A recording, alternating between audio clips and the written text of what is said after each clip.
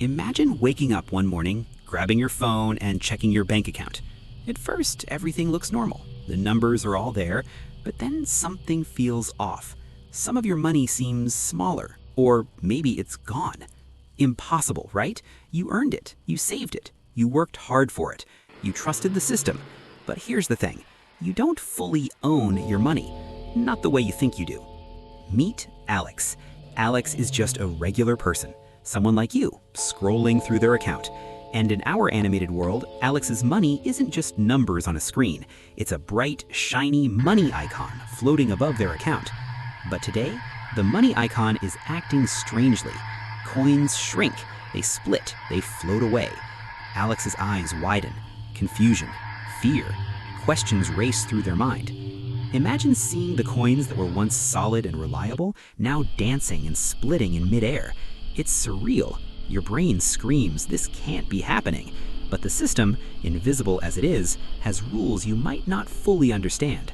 If money is supposed to be yours, why does it feel like it has a mind of its own? Who really controls it? And most importantly, what can you do to protect it? Pause for effect. This isn't just a thought experiment. Across the world, millions trust banks every day, assuming their money is 100% safe, fully theirs. But what if you woke up one day and realized that control was mostly an illusion? That's the question we'll answer in this video. By the end, you'll see your money and banks through completely new eyes, and you might start thinking differently about the numbers on your screen. The birth of banking. To understand why you don't fully own your money, we need to travel back in time, way back. Imagine a small village. People live simple lives. They earn coins, they save coins. Some hide them under floorboards, others keep them in tiny boxes. Money feels real, tangible, solid. Hold a coin in your hand and you know it's yours. You can touch it, count it, see it shine, maybe even hear it jingle. But as villages grew into towns and towns grew into cities, life became more complicated. Trade expanded. People didn't want to carry sacks of heavy coins every time they bought grain, tools, or livestock. They wanted convenience. And then, the bank was born. A bank is a building that promises to keep your money safe. You deposit coins, and in return, you get something more convenient: a ledger, a receipt, or later an electronic balance. Meet Alex again. They deposit their coins in the local bank. They expect their money to remain exactly as it was. But bank manager Bob, a confident, slightly smug figure in a neat suit, hands Alex a piece of paper. "Your money is safe with us," he says. Alex looks down. The money icon shrinks slightly. Coins that once felt solid now feel abstract, almost unreal. Here's the truth. That piece of paper doesn't mean your coins are sitting safely in a vault somewhere. It represents a promise that the bank will give your money back when you ask for it. The physical coins, they might already be lent out, invested, or partially kept in reserve. This is where fractional reserve banking begins. It's a system that makes modern banking possible, but also a little scary. In medieval times, some banks started as goldsmiths. People would leave gold coins for safekeeping. The goldsmith issued a receipt, essentially a proto-banknote. But over time, goldsmiths realized they could lend a portion of that gold to others, while still promising depositors they could withdraw it on demand. This is how the idea of money you don't physically touch first started. And here's a fun fact. By the 17th century, banks in Europe were essentially creating their own money. They would issue more banknotes than gold in their vaults, relying entirely on trust and the promise of redemption. People started to realize that money itself was no longer just physical coins. It was information, numbers on paper, a symbol of value. Even today, the principle is the same. Banks keep a fraction of deposits in reserve and use the rest to fund loans, mortgages, and investments. That shiny number in your app, it's more like a promise than a pile of coins. Imagine being a villager in 1600s Europe. You walk into the bank, deposit your gold, and leave with a receipt. You feel secure. But unbeknownst to you, half of your gold is already loaned to a merchant across town. You can't see it, you can't touch it, you only have trust. That's the first lesson. Banking works because we trust it. Fractional reserve banking, explained. Here's how it works in the modern world. Banks don't keep all your deposits in a vault. They keep a fraction, let's say 10%, and lend the rest to others. Imagine Alex deposits $100. The bank keeps $10 in reserve. The remaining $90 loaned to Carol, Bob's neighbor who wants to buy a house. Now here's the tricky part. That $90 is technically Alex's money, but Alex can't touch it. Carol is now using it, yet Alex's account still says $100. In other words, your money is no longer fully yours. You have a number on a screen. The coins themselves, they're in someone else's hands. Visualize this. Half the coins stay with Alex, half float off as an IOU. Alex watches them go. Confusion, panic.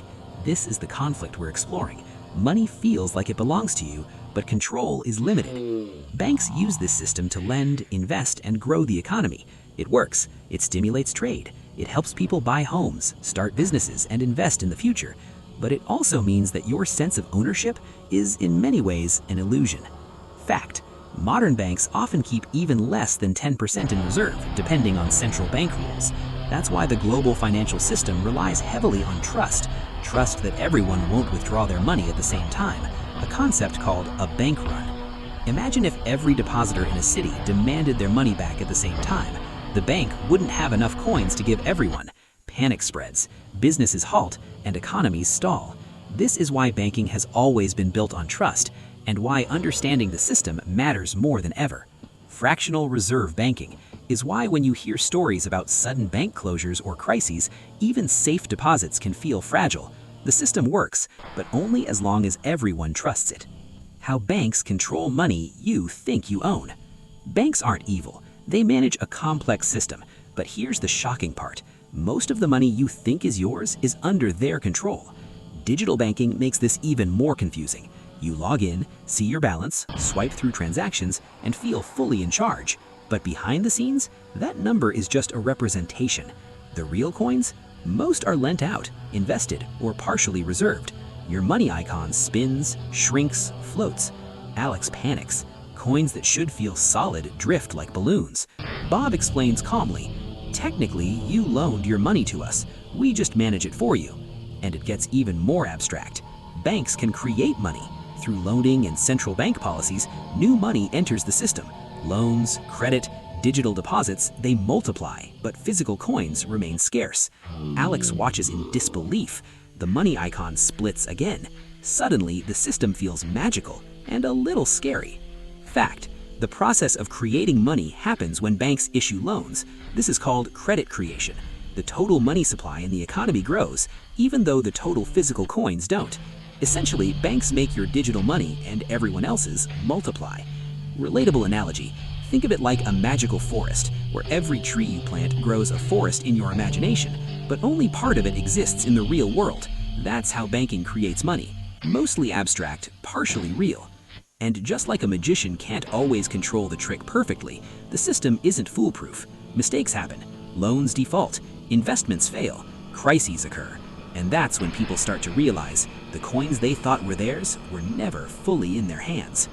The anxiety of losing control. Alex feels anxious. Watching the money icon shrink and float, questions arise. If I don't fully control my money, what can I do? What stops the system from taking more than I deposited? Banks are regulated. There's oversight. Insurance schemes like FDIC protect deposits up to a point. But the reality remains, your money is mostly a promise. This is the tension point. Money is abstract, the system is complex, but there is a path forward, and that path is understanding. In 2008, during the global financial crisis, many people realized the fragility of bank-controlled money. Depositors trusted banks, but complex loans and risky investments caused panic. Governments stepped in to stabilize the system, but the lesson was clear. Even in modern economies, money is not entirely yours. Historical tie-in. Alex remembers his grandfather telling stories of the Great Depression, people queuing outside banks, worried that their savings would vanish overnight. History repeats itself in different forms if we don't pay attention. Realization and empowerment. And here comes the turning point. Alex realizes something crucial. Knowledge gives power. The money icon stabilizes, sparkles, floats gently. Coins now represent clarity, not fear. Alex takes action. Track spending carefully. Know where your money goes. Diversify savings, cash, digital balances, investments. Understand interest rates, bank fees, and policies. Make informed financial decisions. Consider alternatives like and real estate. Don't forget to like the video if it was informative for you. Also, subscribe our channel for watching new videos daily. Thanks for watching.